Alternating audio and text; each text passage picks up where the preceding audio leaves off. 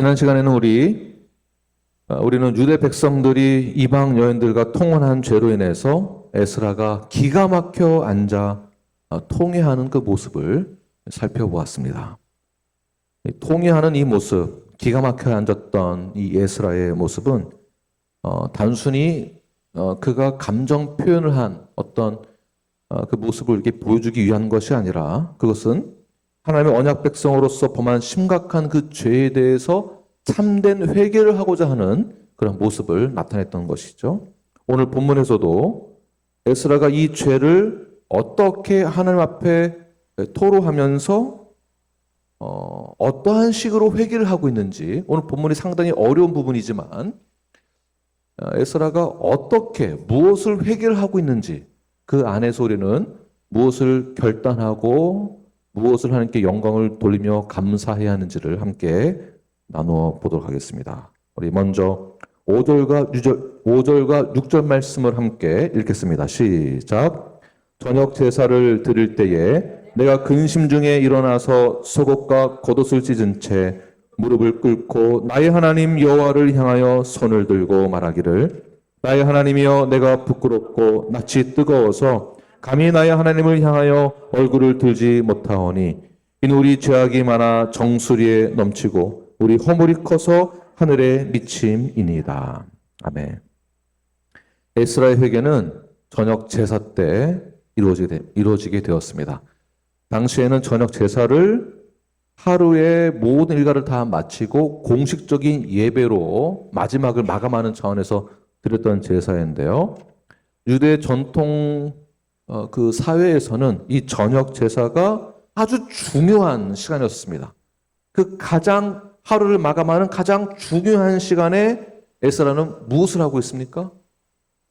회개를 했다라는 것이에요. 회개를 하면서 이 회개의 목적은 하나님과의 거룩한 관계를 다시 회복하기 위한 그러한 시간을 만든 것입니다. 그 중요한 시간대에 에스라는 민족의 죄, 공동체의 죄를 그가 대신하여서 마음에 품고 옷을 찢으면서 무릎을 꿇고 손을 들어 하나님께 통회하며 자복하며 회개하며 나가는 모습을 보게 됩니다. 뭐라고 고백하고 있을까요? 6절 말씀 다시 보게 되면 우리 죄악이 정수리에 넘치고 허물이 하늘에 미쳤나이다. 자, 이 말의 뜻은 그만큼 그들이 지었던 죄, 여기서 그들이란 누구를 말할까요? 이 문맥을 모르면 이해가 안 되는 것입니다. 여기서 그들이란 1차 귀환했던 그들의 죄, 어떤 죄죠? 율법을 어기고 단순히 이방신 섬긴 게 아니고 본문에 의하면 이방 여인과 통혼한 것. 이방 여인과 통혼했을 때 이방신을 같이 섬기게 됐다는 것이 지난주 말씀이죠. 그 죄에 대해서 그가 얼마나 그들의 죄가 심각한 죄였는지를 이렇게 표현하고 있는 것입니다. 그러면서 여기서 중요한 것은 그들의 죄라고 말을 하지 않고 에스라가 뭐라고 하고 있습니까? 우리라고 표현했다는 것이요.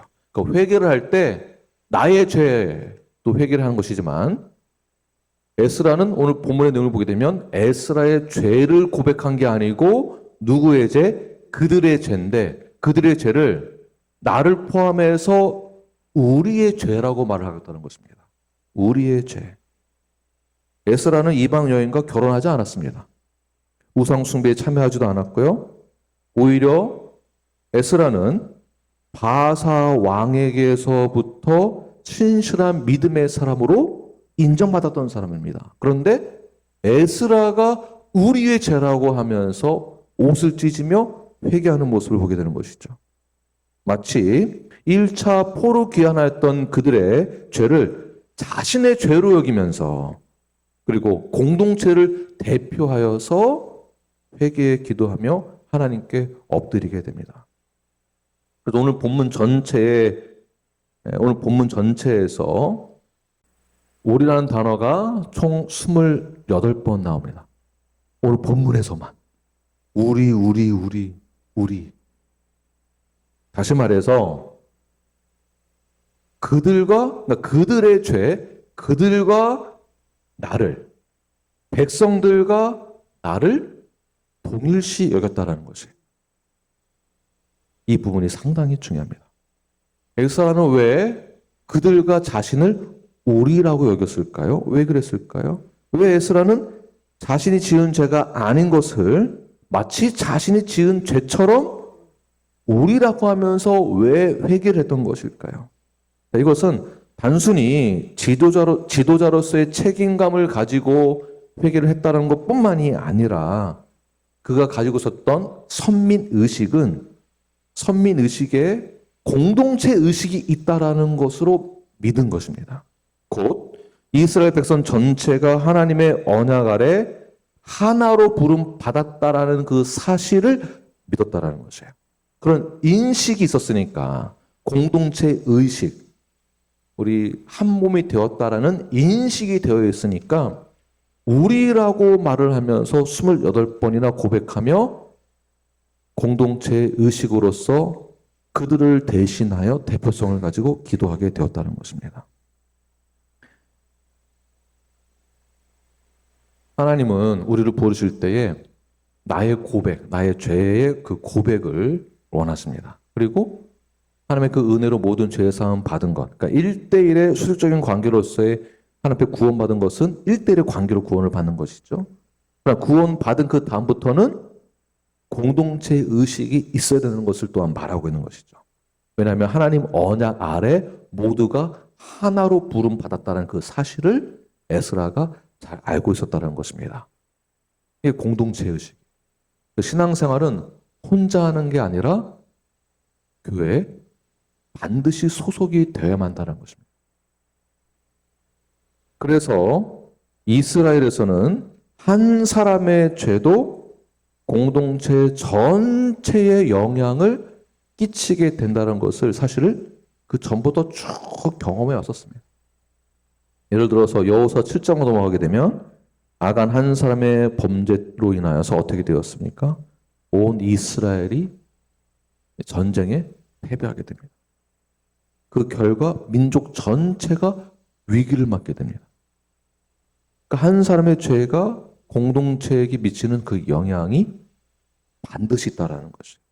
또한 그러니까 좀 반대 입장으로 포로로 잡혀간 바벨론 포로로 이제 끌려가게 되죠. 포로로 끌려갔을 때 이스라엘이 범죄하였기 때문에 하나님이 이제 징계 차원에서 포로로 바벨론을 통해서 끌려가게 하시죠. 바벨론 끌려갔을 때에 10이면 10명 다 똑같은 범죄를 저질렀을까요? 그렇지 않습니다. 예를 들어서 바벨론 포로로 끌려갔을 때 그 안에 다니엘과 에스겔도 있었습니다. 다시 말해서 의인도 포함되어 있었습니다.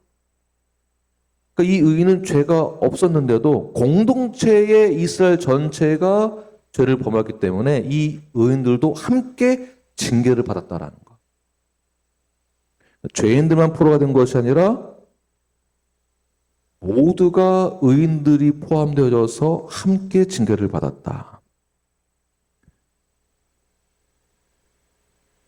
공동체의 죄로 인해서 함께 징계를 받았다라는 것, 함께 포로가 되었다라는 것.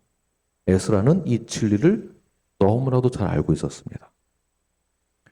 저는 우리 눈앞에 모든 성도분들이 에스라와 같은 동일한 공동체 의식을 갖는 건강한 성도가 되길 바랍니다. 신앙생활은 나 혼자 하는 것이 아닙니다. 그래서 우리는 남을 정죄하거나 책임을 남에게 전가하지 않고 오히려 그들의 죄를 나의 죄로 여길 줄 아는 공동체 의식이 에스라와 같이 그러한 공동체 의식이 필요한 것입니다. 이것이 진정한 중보자요 하나님의 마음을 아는 사람의 자세가 되는 것입니다. 오늘날 우리 교회에게 적용해 본다면 이 구약시대 때 있었던 사건 너머에 우리 교회에게 적용해 본다면 오늘날 이 신약 교회에게 적용해 본다면 고린도서 12장 27절 말씀을 함께 읽겠습니다. 시작. 너희는 그리스도의 몸이요 지체의 각 부분이라. 신약 교회로 넘어왔을 때 뭐라고 말하고 있습니까? 교회를 그리스도의 몸이라고 표현을 하고 있습니다. 성도 한 사람 한 사람이 그 몸, 각 지체를 맡고 있다는 것이죠. 그 지체가 다 연결되었다라고 보고 있습니다. 그러므로 기쁨도 슬픔도 내가 잘 되는 것도 내 아픔도 우리 모두가 함께 나누는 것입니다. 이것을 뭐라고 부르는가? 옆에다가 쓰십시오. 운명 공동체다. 운명 공동체. 다시 이제 본론으로 들어가서 문맥적으로 다시 한번 정리해 본다면, 교회 안에서 누군가가 죄를 범하게 된다면 그것은 단순히 그 개인의 한 사람의 문제가 아니라 어떻게 받아들여야 할까요? 에스라처럼 운명 공동체로서 한 사람의 죄로만 여기는 것이 아니라 우리 모두의 죄로 여기는 것이에요. 왜 그럴까요? 우리는 그리스도의 몸이고 지체이기 때문에. 그러므로 누군가 한 사람이 죄를 범하였을 때 어떻게 될까요? 1번 외면한다. 2번 비난한다. 3번 나는 에스라처럼 나 자신을 그 안에 포함시켜서 함께 회개하겠다. 몇 번일까요? 한번 손으로 한번 표시해 보십시오. 나는 1번이다. 다 3번이십니까? 네, 3번입니다. 정답. 에스라처럼 나 자신을 그 안에 포함시킬 수 있는 운명 공동체 의식을 우리 모두가 함께 갖기를 바랍니다.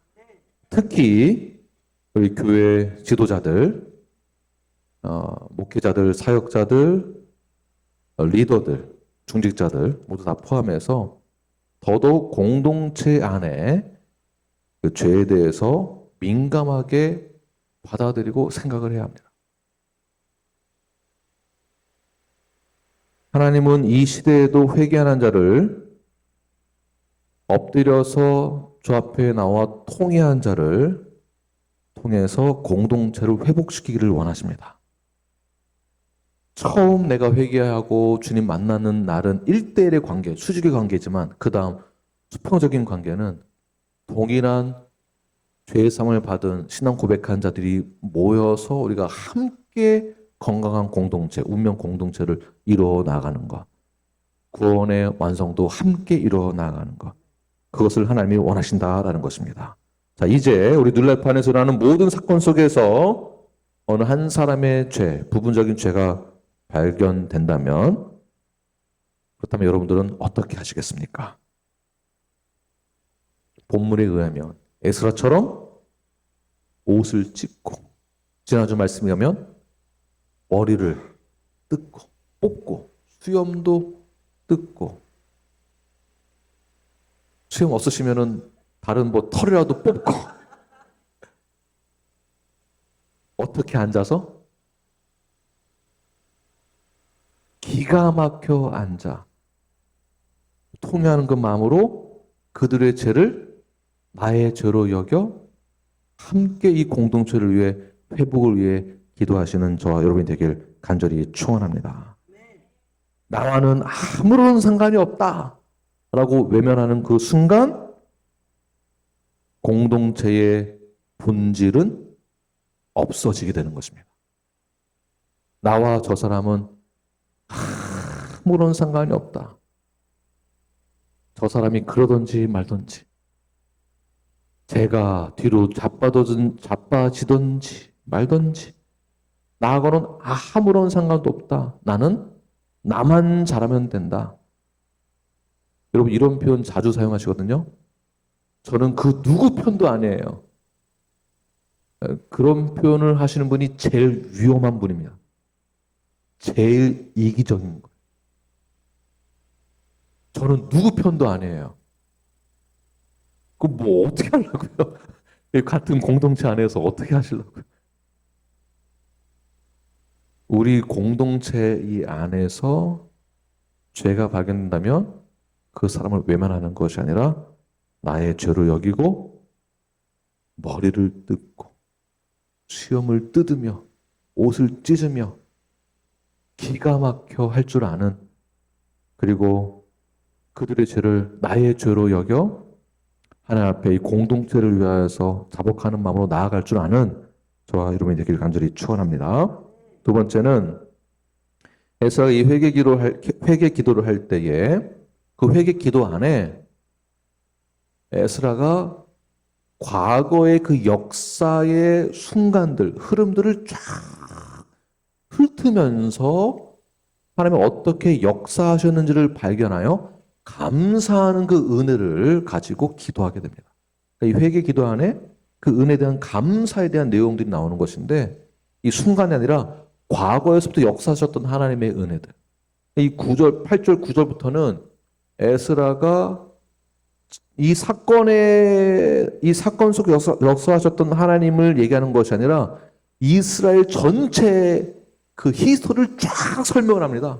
그러니까 이때서부터 지금까지 우리 뉴라이프의 역사 25년 전부터 지금까지 쫙 이 하나님의 개입하셨던 이 역사와 섭리를 훑으면서 그 안에 하나님의 은혜가 있었구나라는 것을 우리도 기억해야 되겠죠. 8절 9절 말씀을 함께 읽겠습니다. 시작. 이제 우리 하나님 여호와께서 우리에게 잠시 동안 은혜를 베푸사 얼마를 남겨두어 피하게 하신 우리를 그 거룩한 처소에 박힌 목과 같게 하시고 우리 하나님이 우리 눈을 밝히사 우리가 종로로 타는 중에서 조금 소생하게 하셨나이다. 우리가 비록 노예가 되게 되었사오나 우리 하나님이 우리를 그 종살이 하는 중에 버려두지 아니하시고 바사 왕들 앞에서 우리가 불쌍히 여김을 입고 소생하여 우리 하나님의 성전을 세우게 하시며 그 무너진 것을 수리하게 하시되 유다와 예루살렘에서 우리에게 울타리를 주셨나이다. 이거 한 단어, 한 구절 하나하나 이거를 더 쪼개가지고 저희가 설명을 하면 더 은혜가 많이 되는데 제가 간단하게만 조금 설명을 하도록 하겠습니다. 중요한 것은 하나님께서 이스라엘 백성들의 범죄를 그냥 보지 않으시고 징계하기를 결단하신 후 바벨론의 포로가 되게 하셨습니다. 그러나 그 징계를 받는 당사자들은 마음이 어떨까요? 어떠한 사람은 하나님 앞에 배신감도 느꼈을 것이고 자기 자신의 죄는 생각하지 못한 채 어떻게 하나님이 그럴 수 있는가? 하나님은 사랑의 하나님이시라면서 어떻게 우리를 이렇게 내버려 둘 수 있는가? 왜 우리를 징계하시는가? 왜 우리를 이렇게 힘들게 하는가? 왜 우리에게 그러한 고난을 주시는가? 왜 나를 광야로 보내는가? 왜 나를 아프게 하는가? 왜 나를 힘들게 하는가? 왜 나를 넘어지게 하는가? 왜 나를 절망 속에 가둬두시는가? 라고 불평할 수 있지만 그러나 징계 중에도 하나님의 그 은혜는 여전히 이어져 가고 있다는 것. 그것이 오늘 본문의 내용입니다. 그 안에 징계 중에도 하나님의 은혜가 있다는 것입니다. 자, 우리는 흔히 하나님의 은혜다라고 한다면 어떻게 생각이나 감정으로 어떻게 받아들이게 되죠? 하나님의 은혜라고 한다면 모든 일들이 다 잘 풀리고 형통하게 되고 안 좋은 일도 없고 병도 낫고 문제가 다 해결되는 것을 우리는 하나님의 은혜라는 표현으로 우리가 인식을 하게 됩니다. 하지만 오늘 본문에서는 에스라가 어떠한 상황 속에서 은혜를 표현하고 있느냐 하면 포로 생활을 하고 있는 것도 하나님의 은혜였다라고 말하고 있는 것입니다. 그러니까 징계를 받고 있는 것도 은혜고 그 성전이 무너졌는데 성전이 무너졌던 것도 사실은 알고 보니까 지나고 나 보니까 시간이 지나니까 그것도 은혜였더라. 우리 한 성도, 우리 한 형제님이 사업적으로 굉장히 어려운 가운데 처했을 때 무너져가는 그 마음과 여러 가지 경제적인 압박 가운데 숨을 쉴 수 없을 정도의 두려움과 공포 가운데 있었을 때에 시간이 지나고 하나님 의지했던 그 과정들을 지나고 나서 그때를 회상해 보니까, 돌이켜 보니까, 아, 그때의 사업의 어려움이, 그때의 경제적 어려움이 나에게 은혜였었구나. 이 사실을 우리가 실제 경험을 해야 됩니다. 우리가 고백할 수 있어야 됩니다. 징계 한가운데에서, 무너진 성전 앞에서, 아직 완전한 회복이 이루어지지 않은 그 상태에서 에스라가 2차 포로기한하여 기대하였던 성전에 있었던 이스라엘 백성들을 보았을 때 절망하게 됩니다. 기대했던 것과는 완전히 달랐기 때문에, 아니, 회복되어져서 하나님의 그 영광과 존귀와 모든 것이 찬양받기 합당한 그 모든 놀라운 그 은혜의 역사하심을 이들이 다 경험하고 영광 돌릴 줄 알았는데, 죄를 범한 그 사건을 보고 회복되지 않는 그 사건 속에서도 에스라가 고백하는 것은 이것 또한 은혜였구나. 8절 다시 보게 되면, 이제 우리 하나님 여호와께서 우리에게 뭐로 말하죠? 잠시 동안 은혜를 베푸사.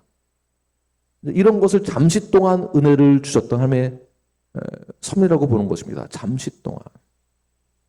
완전한 은혜도 아니지만, 내 모든 문제가 다 풀리지는 않았지만, 내 병이 다 낫지는 않았지만, 잠시 동안 주시는 이 은혜가 나에게 큰 축복인 것을 에스라가 깨달았다라는 것이죠. 여기서 잠시 동안이다라는 것은 짧은 이런 것만 뜻하는 것이 아니라 또 조금 더 깊은 의미를 보게 되면 영원한 회복을 위해 거쳐가는 하나의 과정을 이야기하고 있는 것입니다. 이 목적이 있는 것이 영원한 완전한 회복을 위해 잠시 주시는 하나님의 그 은혜, 아직 완전하지 않은. 마치 우리가 구원을 받은 그 이후에 은혜를 경험하고 은혜를 받고 구원을 받고 성도가 되었고 하나님의 자녀가 되었다라는 그 이후의 삶, 잠시 동안 이 땅 가운데 지내고 있는 이 시간들이 우리에게 슬픔과 좌절과 어려움이 있지만 이건 역시 은혜다라는 것입니다. 하나님이 우리를 버리지 아니하신 것, 은혜예요. 여전히 우리는 힘들고 어렵지만 그건 역시 은혜다라는 것입니다. 이러한 작은 은혜를 통해 우리를 어디로 인도하십니까? 큰 은혜의 자리, 완전한 하나님의 회복의 자리, 그 자리로 우리를 인도해 주신다는 것이에요. 그 작은 은혜 때문에 불평불만하는 것이 아니라 작은 은혜가 어디로 인도한다? 큰 은혜, 완전한 은혜, 완전한 회복의 자리로 인도한다. 그러한 차원에서 옆 사람을 보면 불완전해 보이죠. 여전히 죄 많아 보이고 여전히 허술해 보이고 여전히 어설퍼 보입니다. 그러나 그건 역시 완전함으로 나아가는 하나의 과정 가운데 있는 성악 가운데 있는 그들의 모습이 은혜다라는 것입니다. 은혜. 그래서 이 은혜가 오늘 본문에서 총 세 가지의 은혜를 이렇게 부분적으로 말을 하고 있는데요. 이 세 가지 은혜. 첫 번째는 남겨진 자의 은혜에 대해서 말을 하고 있습니다. 자, 에스라는 8절 다시 보게 되면 얼마를 남겨두어 피하게 하신 그 은혜가 있다고 말하고 있습니다. 남겨진 자의 은혜. 자, 이스라엘은 나라 자체로 보게 되면 완전히 망한 것이죠. 완전히 망하여서 포로로 끌려갔는데 망했습니다. 그러나 무엇이 남아 있었습니까? 민족 의식은 남아 있었습니다. 선민 사상, 하나님의 백성이라는 그 민족 의식은 남아 있었다라는 것이죠.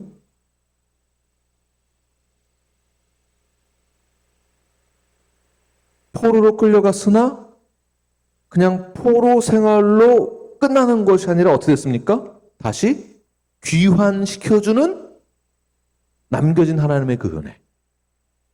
자, 이 모든 것의 주체가 누구이죠? 하나님. 에스라가 그 하나님을 강조하고 있는 것입니다. 남겨진 자의 그 은혜에 대해서. 자, 이것을 하나님의 은혜라고 말하고 있는데요. 하나님은 심판 가운데에서도 중요한 그 씨앗을 꼭 남겨주신다라는 것이죠.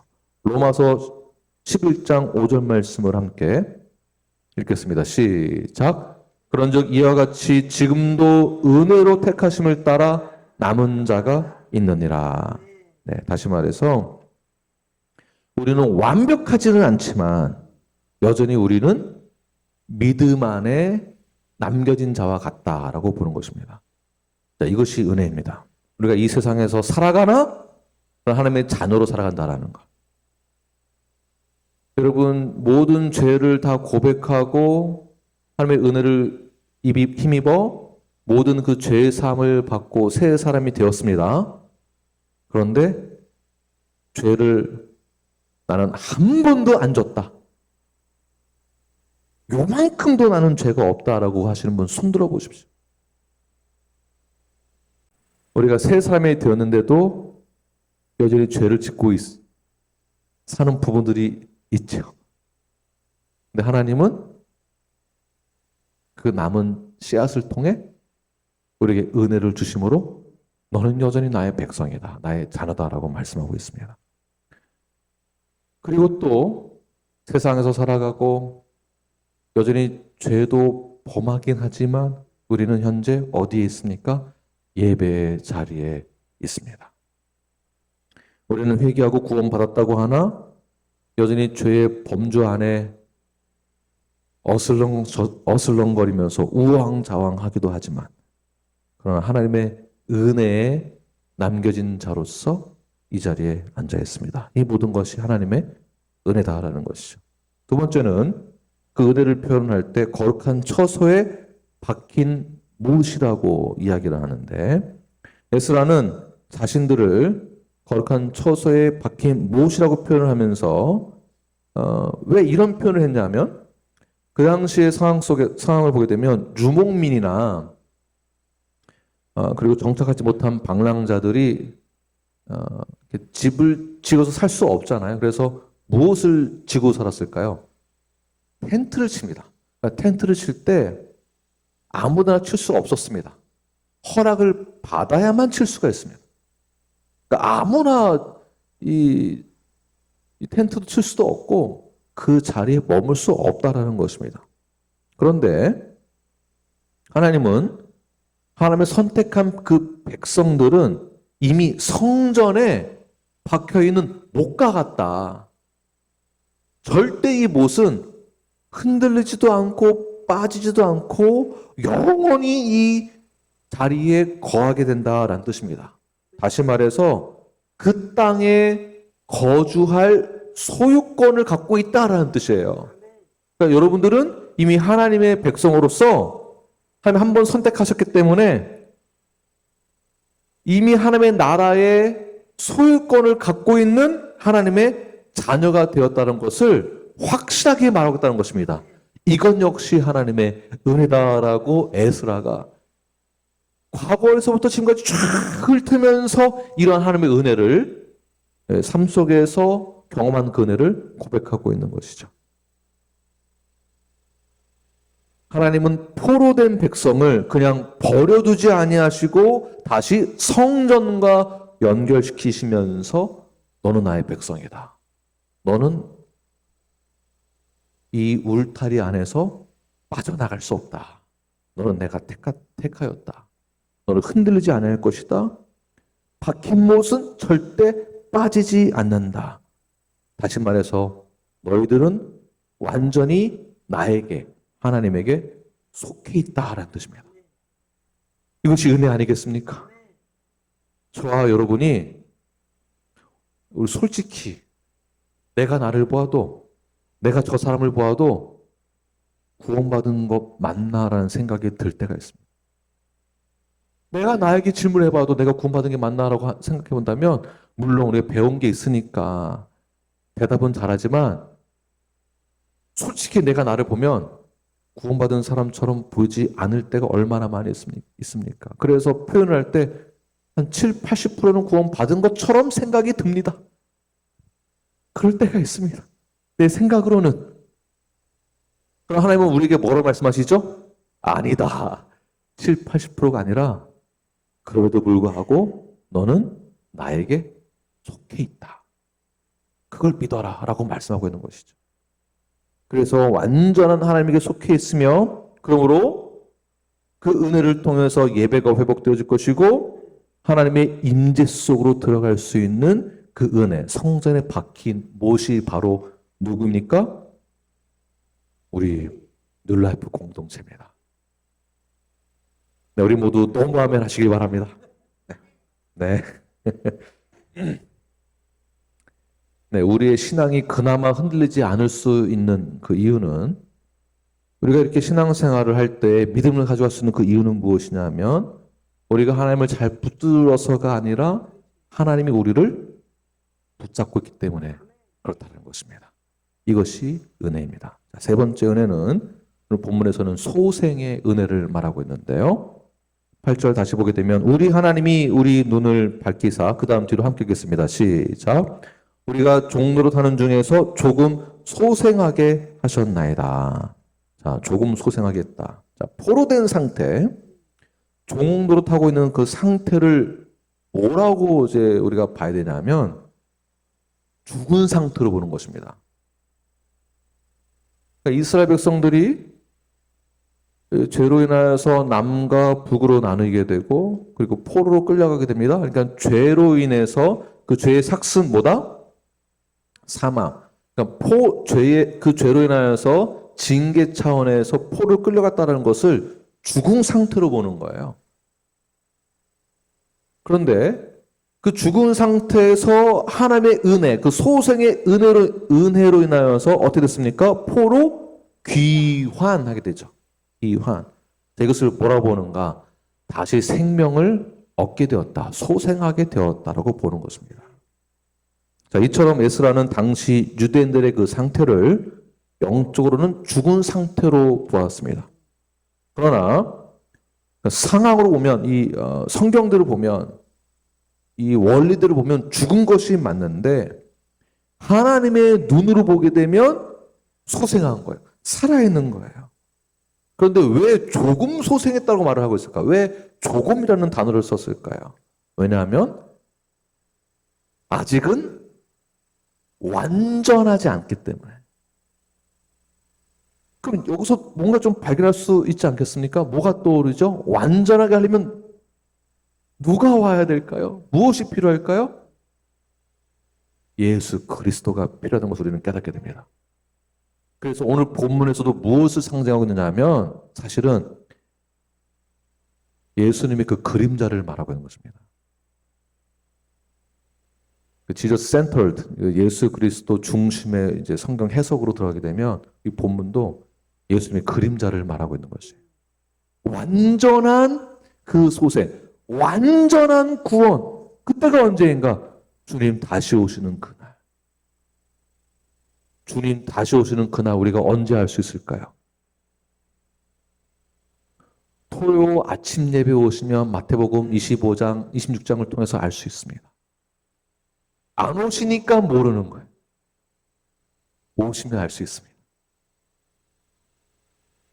아직까지는 완전하지 않은 공동체이고 완전한 회복이 아니기 때문에 다시 말해서 본문의 맥락을 보게 되면 성전은 그러니까 지금 에스라가 과거를 회상하면서 얘기를 하고 있는 것이죠. 회상하면서 얘기할 때 성전이 다 건축이 되지 않았을 때부터 얘기를 하고 있습니다. 그러니까 성전이 아직 재건 중인데도 하나님이 소생의 은혜를 우리에게 허락했다라고 보는 거예요. 성전 건축이 되지 않은 상태에 봤을 때는 아직 안 됐다, 죽었다, 아직 멀었다, 가능성이 없다라고 보는 거지만 하나님의 소생의 은혜를 보게 되면 다 됐다, 성공했다, 승리했다, 이루었다, 죽은 게 아니라 살았다로 보는 것입니다. 지금 이해되십니까? 잘 따라하고 계십니까? 성전은 아직 재건 중이지만 소생의 은혜로 보게, 하나님의 시각으로 보게 되면 다 완성된 걸로 보는 것이고요. 느헤미야 때는 성벽이 무너졌지만 무너진 상태로 보는 것이 아니라 세워진 것으로 보는 것입니다. 민족을 보게 되면 여전히 죄를 범하고 무너지고 연약해 보이지만 소생의 은혜를 보게 되면 완전하고 살아있고 승리하는 것으로 보는 거예요. 여전히 죄를 범하고 있는데, 여전히 나의 상황을 돌아보면 안 좋은데, 부정적인데, 에스라가 1차 귀환한 그들을 바라보면 답답하고 답도 안 나오고 속이 뒤집어지고 머리를 뜯고 싶은데, 가슴을 찢고 싶은데, 아픔인데, 그러나 하나님의 작은 그 소생의 은혜를 보면 여전히 그들은 살아있다. 하나님의 자녀다라고 보는 것이죠. 그래서 죽음과 같은 포로 생활을 겪고 있을 때에 하나님은 여전히 그 징계 가운데 그들에게 숨을 불어넣어 주심으로 다시 일어나게 하시는 것. 그래서 귀환하게 하시고, 그러나 또 죄가 있었지만 그러나 에스라를 통해서, 그 누군가를 통해서, 하나님의 선택된 그 누군가를 통해서 또 다시 공동체의 회복을 허락하시는 것. 이것이 우리에게 소생의 은혜로 다가오는 것입니다. 사랑하는 우리 눌라이프 여러분, 에스라는 완전한 회복을 보지 못했습니다.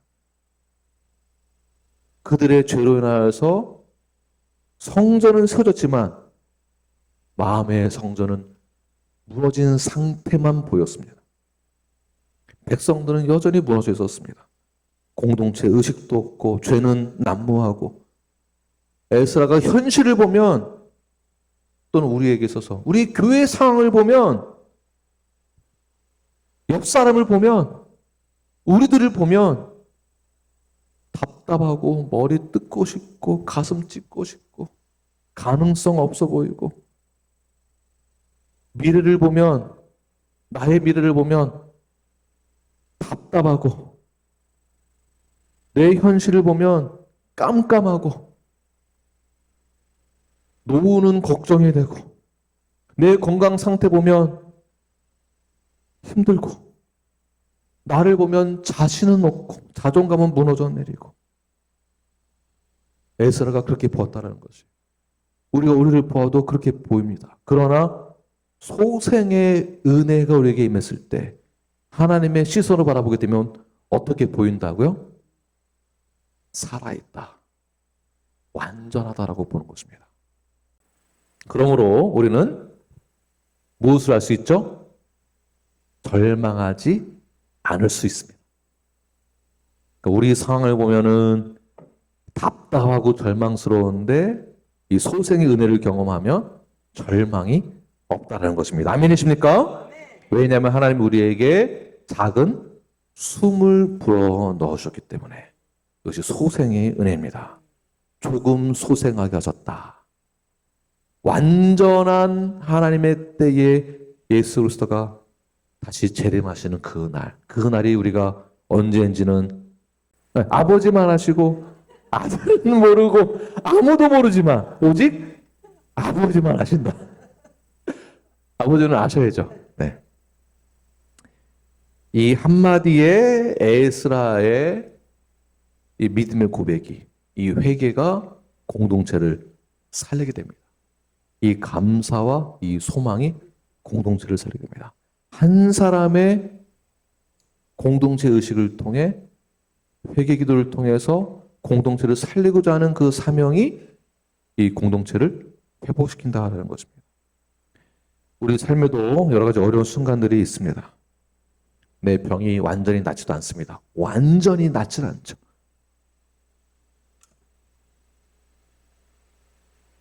노인으로 접어들게 되고, 그러다가 노쇠화 되어지고, 언젠가는 죽음을 기다려야 하는 상황이 올 수 있습니다. 현실입니다. 기도한다고 이 죽음을, 육신의 죽음을 우리는 이겨낼 수는 없습니다. 우리의 삶은 완전하지 않습니다. 내 병이 완전히 낫지 않을 수 있습니다. 그러나 하나님은 그 병과 싸울 때에 이겨낼 수 있도록 조금이라도 힘을 주십니다. 조금이라도. 모든 문제가 다 해결되진 않지만 우리가 숨을 쉴 수 있도록 하나님 우리에게 작은 길이라도 내어주십니다. 숨을 쉴 수 있도록 작은 숨구멍도 열어주십니다. 그때 우리는 어떻게 반응하죠? 솔직히 불평합니다. 기도하면 확 열어주셔야 되는데 숨만 쉬게 요만큼만 열어주시니 답답하죠. 한 번에 쫙 대로를 열어주시면 참 좋은데 우리는 불평합니다. 그러나 건강한 성도는 그때 어떻게 할까요? 작은 숨구멍 열렸을 때 그때 감사하는 것입니다. 하나님은 작은 소생에 감사하는 사람을 통해서 큰 회복을 경험케 하십니다. 작은 숨결을 무시하면 우리에게 큰 생명이 오지 않습니다. 마른 뼈가 생기가 들어가기 시작했을 때 그 뼈들이 큰 군대를 이루게 됩니다. 그러므로 오늘 우리에게 주어진 작은 은혜, 그 소생의 은혜, 그 한 줌의 한 구절의 말씀과 성경의 힘, 그리고 호사야서의 말씀에서 정말 은혜가 되는 말씀 구절이 상당히 많이 있습니다. 이 성경의 힘을 통해서 한 줌의 그 생명력을 붙잡으시길 바랍니다. 오늘의 작은 그 회복이 내일의 큰 부흥을 하나님께서 우리에게 허락하시게 될 것입니다. 오늘의 작은 감사가 내일의 큰 소망을 품게 되는 놀라운 역사를 경험하게 될 것입니다. 그 은혜를 경험하며 나가시는 저와 여러분이 되길 간절히 축원합니다. 기도하겠습니다.